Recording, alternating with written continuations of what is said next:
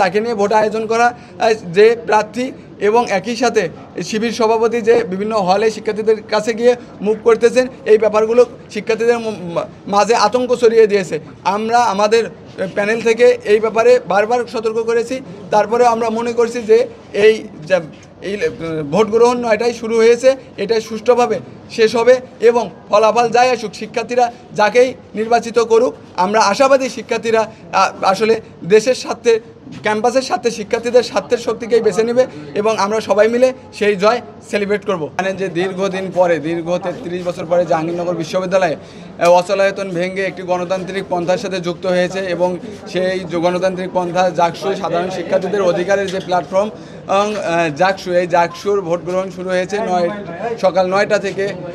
আমরা দীর্ঘদিন পরে যে এই নির্বাচনটা হচ্ছে, যারা এখানে ভোটার এবং প্রার্থী তারা এই যে কখনোই এই গণতান্ত্রিক প্রক্রিয়ার সাথে যুক্ত হওয়ার সুযোগ পায়নি।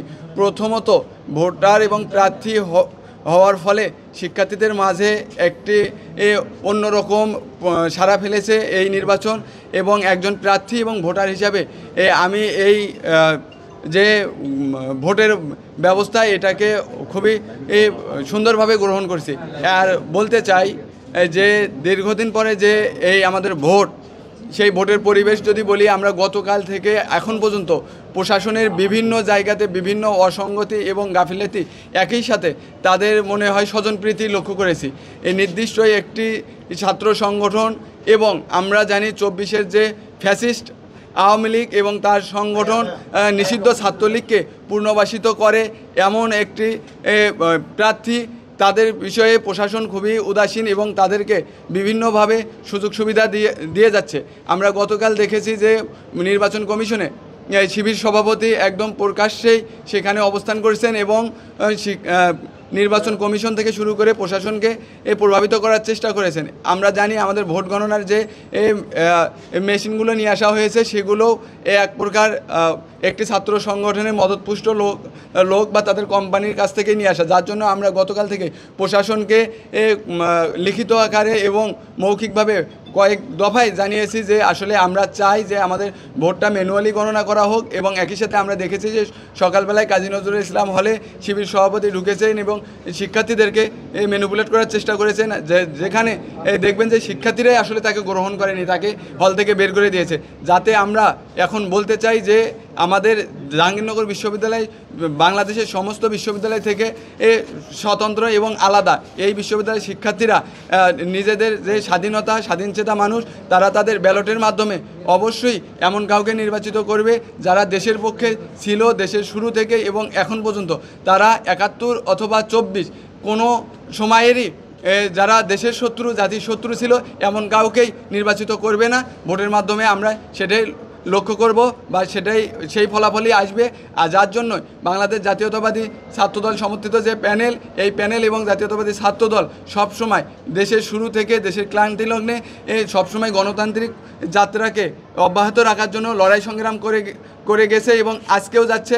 যার জন্য আমরা আশাবাদী যে আমাদের বিশ্ববিদ্যালয়ের শিক্ষার্থীরা তারা সব কিছুর ঊর্ধ্বে গিয়ে জাতীয়তাবাদী ছাত্রদলের যে প্যানেল, সেই প্যানেলকেই ভোট দিয়ে জয়যুক্ত করাবেন এবং বাংলাদেশের পক্ষে থাকবেন, বাংলাদেশের পক্ষের শক্তিকে জয়যুক্ত করাবেন। ডাকসুতে আমরা দেখেছি যে শিবিরের জয় জয়কার, মানে বেশ বড় ব্যবধানে তারা জিতেছে বড় পদগুলোতে, ভিপিজিএস, এজিএস। মানে এখানে কি আপনার প্রত্যাশা কি? আপনারা দেখেছেন যে আমরা বলেছি যে জাহাঙ্গীরনগর বিশ্ববিদ্যালয় কিন্তু ভোটের পরিবেশ বিঘ্নিত করার জন্য ছাত্র শিবির একটি পায়তারা করেছে এবং ঢাকা বিশ্ববিদ্যালয়ে তো আমরা দেখেছি যে এই ছাত্র শিবিরের বিরুদ্ধে হাজারো এলিগেশন যে তারা বিভিন্নভাবে ভোটকে ট্যাম্পারিং করেছে, আগে ভোট দিয়ে রেখেছে, যার জন্য এই আমরা ঢাকা বিশ্ববিদ্যালয়ে যেটা দেখেছি সেটার প্রভাব কোনো ক্রমেই জাহাঙ্গীরনগর বিশ্ববিদ্যালয়ে পড়বে না। কারণ আমি বারবার বলেছি যে জাহাঙ্গীরনগর বিশ্ববিদ্যালয়ে সব কিছুতেই আলাদা। আমাদের বিশ্ববিদ্যালয়ের শিক্ষার্থীরা চিন্তা চেতনায়, কালচারে সব কিছুতে আলাদাভাবে বেড়ে ওঠে। প্রগতিশীল শিক্ষার্থী তারা অবশ্যই কোনো এইরকম অন্ধ বা আমাদের পরাজিত শক্তিকে এখানে আশ্রয় দেবে না, কখনোই দেয়নি। আমরা 90-এ দেখেছি যে জাহাঙ্গীরনগর বিশ্ববিদ্যালয়ে যতগুলো নির্বাচন হয়েছে সবগুলোতেই জাতীয়তাবাদী ছাত্রদল নিরঙ্কুশ জয়লাভ করেছে। আমরা আজকে 2025-এ এসেও আশাবাদী যে ছাত্ররা শিক্ষার্থীরা তাদের আশা আকাঙ্ক্ষার প্রতীক এবং আস্থার ঠিকানা হিসেবে জাতীয়তাবাদী ছাত্র যে সংগীত প্রশাসনকে নিয়ে নির্বাচন কমিশনকে নিয়ে সেগুলো লিখিত আকারে দিয়েছি। আমরা এও জেনেছি যে অতিরিক্ত যে ব্যালট পেপার ছাপানো হয়েছে, আমরা মনে করি এটা কোনো একটা গোষ্ঠীকে প্রশাসন আলাদা করে সুবিধা দেওয়ার জন্যই করেছে। যদি এইরকম কিছু হয়, যদি এইরকম কিছু আমরা লক্ষ্য করি, অবশ্যই জাহাঙ্গীরনগর বিশ্ববিদ্যালয়ের সাধারণ শিক্ষার্থীদেরকে নিয়ে অবশ্যই সেই শক্তিকে আমরা প্রথম থেকেই দেখেছি প্রশাসন খুবই ঢিলে ঢালাভাবে ব্যাপারগুলোকে হ্যান্ডেল করেছেন, কিন্তু তারপরে আমরা অসঙ্গতি থাকা সত্ত্বেও আমরা এটা